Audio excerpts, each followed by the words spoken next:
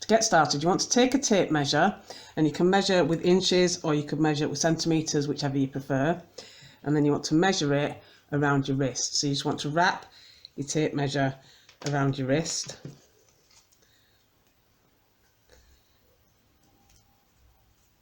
So this will give you the size of your wrist, and you want to make sure you've got a little bit of slack depending on how loose you want your bracelet to be.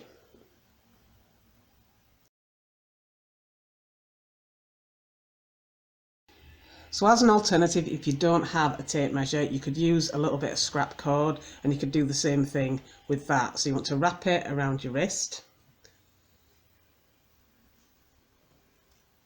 and then match the end to where it meets. Again, making sure that you account for how loose you want it to be, and then just mark the spot that you've got, and then just measure it against your ruler, either on inches or on centimetres.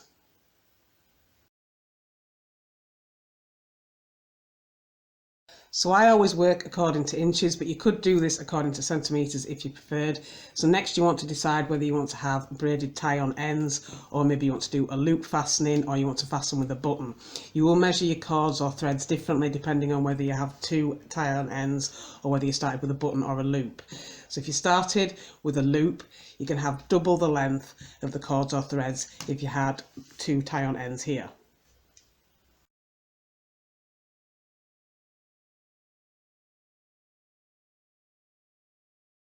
It's also worth remembering that if you do have any threads or cords that are only going to be knotted over but never going to be knotted with, these only need to be long enough to go around the wrist or ankle or necklace depending on what kind of jewellery you're making.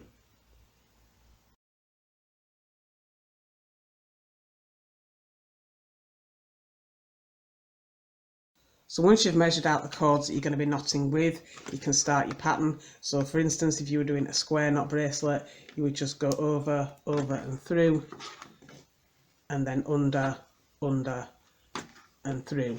And you would have 3 feet at this side and 3 feet at this side for a 6-inch wrist.